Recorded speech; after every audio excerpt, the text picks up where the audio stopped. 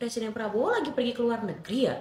Terus nanti yang menjalankan tugas kepresidenan siapa dong? Iya, selama 16 hari sejak Jumat 8 November, Presiden Prabowo nggak ada di Indonesia karena menghadiri serangkaian pertemuan internasional. Nanti yang menjalankan tugas kepresidenan itu Wakil Presiden Gibran Rakabuming Raka. Berarti ada pengalihan tugas dong. Gibran jadi kepala pemerintahan selama Prabowo nggak di Indonesia.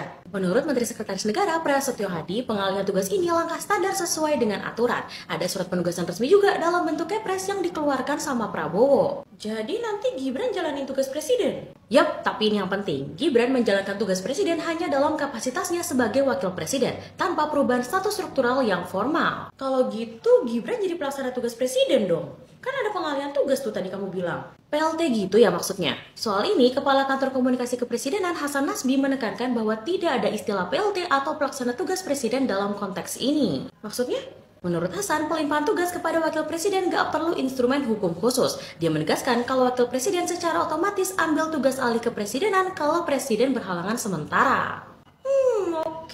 Oke. Tapi ini pernah terjadi gak sebelumnya? Wakil presiden jalanin tugas presiden pas presiden berhalangan? Pernah, Presiden ke-7 Jokowi pernah menerbitkan kepres buat nugasin wakilnya Maruf Amin buat jalanin tugas presiden selama kunjungan ke luar negeri. Ada tuh penugasannya di kepres nomor 6 tahun 2022. Oh gitu, berarti disebutnya bukan PLT ya? Emang wajar aja sih kalau dipikir-pikir pengalihan tugas kepresidenan kalau presiden lagi ada kunjungan ke luar negeri.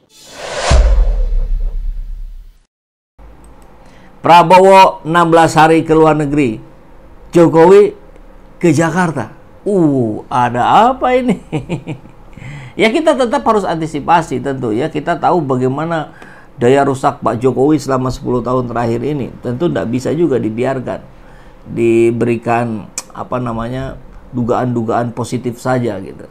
Nggak bisa berprasangka baik, berprasangka positif kepada rezim yang sudah 10 tahun merusak negara kita. Ya, sahabat Aceh, kita lihat di sini ya, Prabowo 16 hari ke luar negeri, Jokowi ke Jakarta. Kemudian Gibran, kita lihat hanya satu-satunya Gibran di para petinggi ini yang tidak menggunakan jas. Baik yang mau pergi maupun yang mengantar itu semuanya menggunakan jas. Ada Mutia Hafid, ada siapa lagi ya? Kapolri tentu pakai baju Kapolri ya. Zulkifli Hasan dan yang lain-lainnya. Ada memang yang pakai batik tapi itu ajudan mungkin ya, di belakang sebelah kiri. Ini kalau kita zoom nih.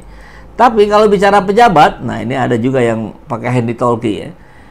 Kalau bicara pejabat semuanya pakai jas. Hanya Gibran yang pakai batik. Ada apa ini?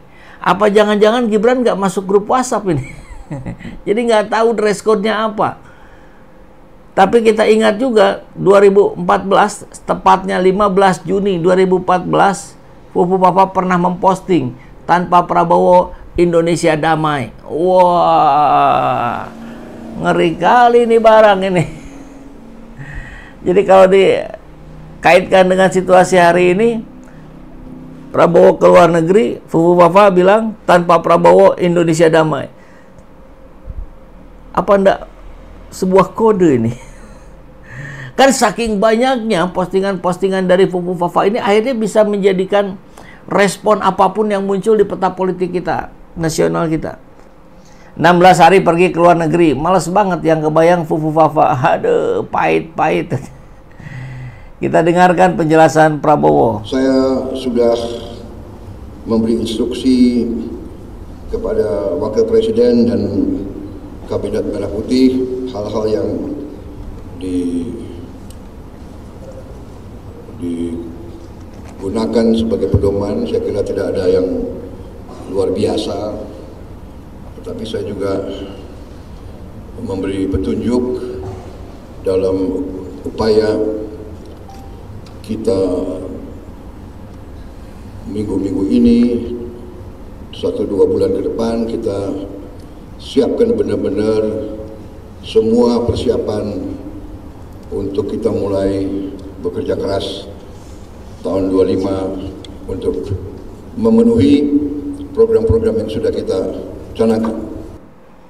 Sudah memberi instruksi kepada Wakil Presiden. Tapi kalau lihat bahasa tubuhnya Gibran ini kaku sekali. Dia serba salah. Kemana ada detik-detik ini? Kabinet Merah Putih, hal-hal yang...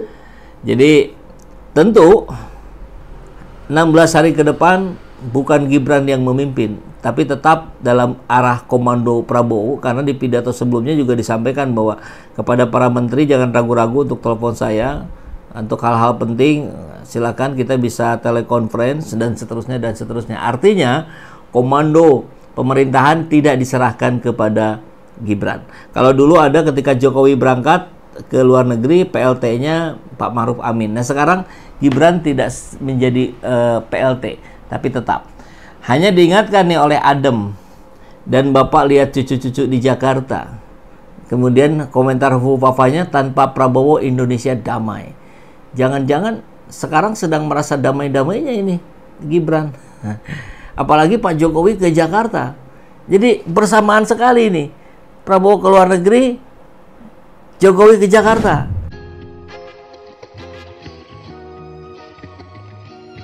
Pagi hari ini saya menuju ke Jakarta dengan Bu Jokowi. Naik. Garuda.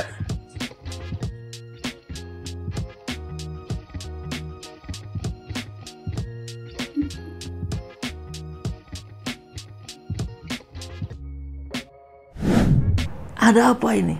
Ketemu Pratikno, Menteri PMK Prabowo yang tempo hari di eranya Jokowi sangat dekat sekali. Mensesnek ya kalau nggak salah ya. Kalau Menseskap kan Pramono, Mensesnek Pratikno, mantan rektor. Aduh, ini mengerikan juga nih Jakarta nih. Kita lihat cerita Pak Prabowo dulu ya. Selamat menjalankan tugas Pak Prabowo. Cepat kembali dengan selamat. Kami khawatir karena ada Fufu Fafa di tanah air.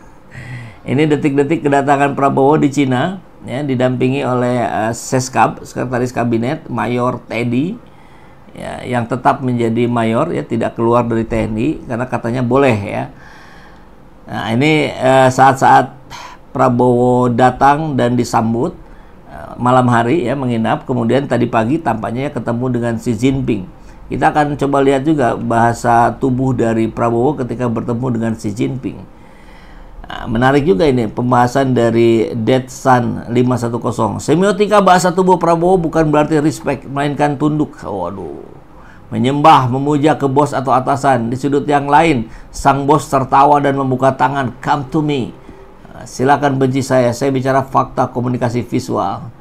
Jadi ini yang ditujukan, ya, bagaimana bahasa tubuh Prabowo mendatangi Presiden Cina, dan sedangkan Presiden Cina sendiri tetap posisi berdiri diam dan seperti welcome gitu ya, tapi tidak nyamperin. Hanya Prabowo yang nyamperin.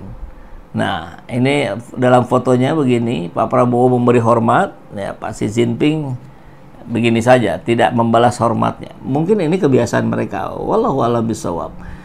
Nah, tapi kalau ini saya kira dalam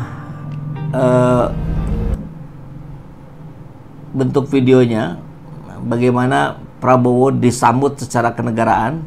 Nah, kalau tadi foto, ini video. Nah, kemudian bersalaman. Pak Prabowo tangannya 2, Xi Jinping tangannya 1. Apakah itu punya makna? Ya tentu. Bagi para pakar bahasa tubuh tentu ini punya makna. Apalagi kalau kita lihat posisinya, bagaimana posisi Indonesia dan Cina. Ya Indonesia yang pengutang, Cina pemberi utang, kan begitu. Meskipun pemberi utang terbanyak itu kan Singapura sebetulnya. Cina itu yang kesekian. Tapi kita lihat bagaimana kedekatan luar biasa dari Indonesia dan Cina. Ini menjadi negara yang pertama kali dikunjungi oleh Prabowo, Cina. Yang kedua nanti adalah Amerika, rencananya begitu ya. Walaupun di Presiden Cina juga ngomongnya pakai bahasa Cina, karena nggak bisa bahasa Inggris. Itulah yang terjadi di Cina hari ini.